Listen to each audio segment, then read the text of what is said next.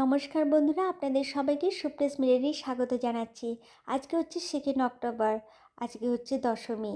প্রতিদিন এইভাবে সেজেগুজে মায়ের সাথে দেখা করতে যেতাম। আজকে আর মায়ের সাথে দেখা করতে যাওয়া হলো না। যারা আমার বাড়িতে যে হাউস হেল্পিং যে করে, তার আজকে ছুটি। কারণ আজকে দশেরা। তাই জন্য সমস্ত কাজ যখন সেরে উঠলাম, তখন দেখলাম মা চলে যাবেন। আর মাকে বরণ করতে যাওয়া হলো না। কিন্তু কে বলেছে আমার দেখা করতে না গেলে মা দেখা করবেন না? মা ঠিক তার মেয়ের সাথে দেখা করে নিলেন। এই যে যাচ্ছেন মা, মায়ের সাথে দেখা হয়ে গেল। মাকে প্রণাম করে জানালাম, মা তুমি আবার এসো তাড়াতাড়ি করে। তারপরেই আমরা গেলাম কান্তিতে। কান্তিতে গেলাম মিষ্টি নেওয়ার জন্য। আমরা যাচ্ছি সুজিতদার বাড়িতে। প্রতি বছরই সুজিতদা এই দশমীর দিন আমাদেরকে নেমন্তন্ন করে। তাহলে আমার আর ঘরে রান্নাবান্না থাকে না।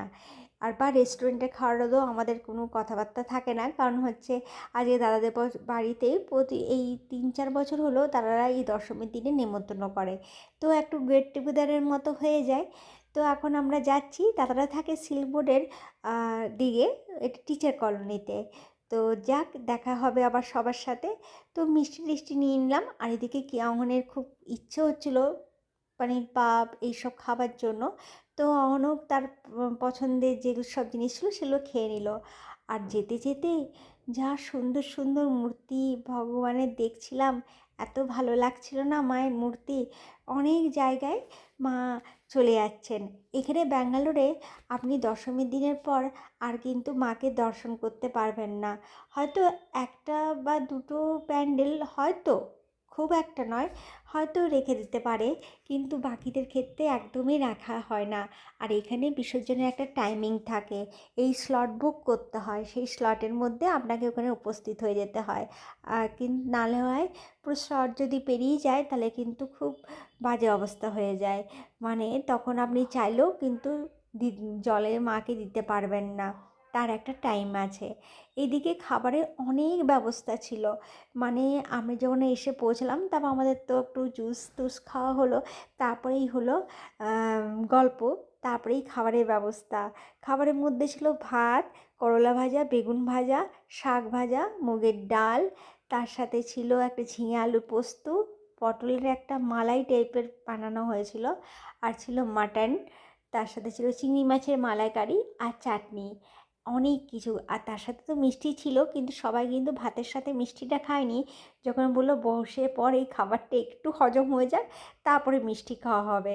এদিকে দাদা, দীপকদা, কিংসুক আর সুজিতদা একসাথে খেতে বসেছে। আর বাচ্চাদেরকেও খাবার দেওয়া হয়েছে, কিন্তু বাচ্চাদের জানেন তো খাবার দাওয়াটা ওরকমই। আমাকে জানাচ্ছে আমার কিন্তু পেট ভর্তি আছে, আমি কিছু খাবো না। মানে ওর পছন্দের জিনিসগুলো ওখানে খেয়ে নিয়েছে, পেট তো ভর্তি হবেই। আর এইটা হচ্ছে তাদের এই টিচার কলোনির ঠিক এই রকম টাইপের, পুরোপুরি গাছে ভর্তি। বৌদি বললো উপরে গিয়ে ছাদে দেখো, আমি অনেকগুলো গাছ লাগিয়েছি, কিন্তু লক ছিল বলে আর ভেতর ঢুকতে পারলাম না। তো এইদিকে আর ব্যস্ত ছিল বৌদি, এবার বৌদিকে আর বলা হলো না যে একটু এই এটা খোলো তবে দেখতে পাবো। আর বৌদি বলছিল এই যে সামনের যে গাছটা আছে, যখন ফুলে ভরে থাকে তখন কি মিষ্টি একটা গন্ধ ভেসে আসে। আর এই যে দেখুন রাস্তার দু সাইডে গাড়ি পার্কিং করতে হয়েছে। এখানে তো আর তো উপায়ও থাকে না। আর সামনেটাই হচ্ছে পার্ক, তাই এত সুন্দর লাগে না এখানটায়, পুরোপুরি গ্রিনে পরিপূর্ণ। আমাদের ছবি তোলা হলো, তারপরে একটু গল্পগুজব চলছিল, তারপরেই আমরা বেরিয়ে গেলাম। যখন প্রায় বিকেল হতে যাচ্ছে, মানে 4:30 পৌনে 5টা বাজতে যাচ্ছে, সেই সময় অনের মনে হয়েছে আমার খিদে পেয়ে গেছে। তো হঠাৎ করে অন বললো, তারপরে আমরা গেলাম এইচএসএল লেআউটের আলদাজে। আলতাজের খাবারগুলো অনের ভীষণ পছন্দের। তো আমরা ভাবলাম অন কী খাবে, তাহলে কি বিরিয়ানি এইসব খাবার ইচ্ছে হয়েছে কি না, কিন্তু বললো না বিরিয়ানি খাবো না। আবার সেই চিকেন রোল, আর চিকেন রোল না কী সব, ওই সব নেওয়া হলো ওর পছন্দের খাবার। তারপর বললো এখানে বসে খাবো না, আমি গাড়িতে বসেই খাবো। আজকে আবার তাড়াতাড়ি করে বাড়ি ফিরতে হবে। আজকে না এই দশেরার দিনে পুরো কর্ণাটকের মধ্যে ওই সবাই রথ বার করে। তো রথটা বেশ সুন্দর সাজানো থাকে। তো আমাদের যখন রাস্তা দিয়ে যাবে, তো আমাদের গাড়িটা ঠিক পার করতে পারবো না, কারণ গত বছর তাই হয়েছিল। কারণ আমাদের অ্যাপার্টমেন্টে গাড়ি ঢুকছিলই না, পুরো রাস্তা ব্লক হয়ে গেছিলো। আর কি হয়েছে, গাড়িকে দূরে পার্ক করে আসতে হয়েছিল রাস্তার মধ্যে। আবার একটু তো ভয়ের আগে রাস্তার মধ্যে আপনি সাইডে গাড়ি পার্ক করছেন, তো প্রথম কথা ট্রাফিক পুলিশের একটা প্রবলেম থাকে। তারপরে যাক, কোনোভাবে ম্যানেজ হয়ে গেছিলো আগের বছর। তো এইবারে আমার চিন্তা ভাবনা করেছিলাম যে এইবারে কিন্তু তাড়াতাড়ি করে বাড়ি পৌঁছাতে হবে, না হলে কিন্তু আবার সে একই ব্যাপার ঘটবে। তো এইদিকে আমাদের যে কাব্যের গ্রুপ রয়েছে তার মধ্যে এই ভিডিওটি প্রকাশিত হয়েছিল, তো ওখান থেকে এই ভিডিওটি আমি নিয়েছি। বলো দুর্গা মাই কি জয়। প্রণাম মা, সপরিবারের সাথে সবাহনার সাথে তুমি আবার এসো তাড়াতাড়ি করে, আমরা আবার তোমার অপেক্ষায় থাকলাম। আর এই যে রথ বেরিয়ে গেছে, যেটা আপনাদেরকে বলছিলাম। তো দেখুন এইভাবে করে, এটা শুধু একটা এইরকম নয়, অনেক রকম আছে এরকম রথ সাজিয়ে।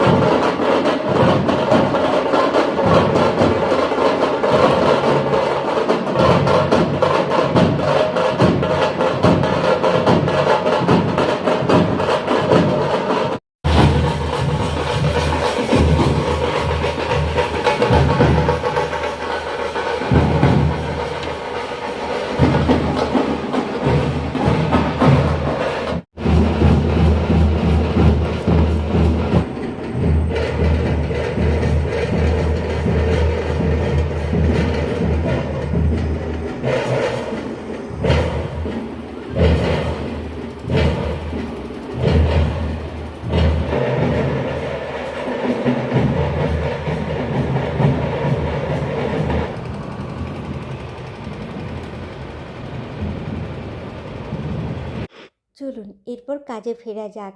একটা ছোট নারকেল ছিল, সেই নারকেল দিয়ে বানিয়ে ফেললাম নারকেল নাড়ু। ছোটোবেলায় মা বানাতেই দিত না, যেহেতু হাত পুড়ে যাবে, এটা একটু গরম অবস্থায় বানাতে হয় তো। তারপরে যখন পাড়ার মধ্যে কাকিমা জেঠিমাদের বাড়িতে যেতাম বিজয়ার প্রোগ্রাম করতে, তখন নারকেল নাড়ু, কাটা নিমকি আর থাকতো ঘুগনি।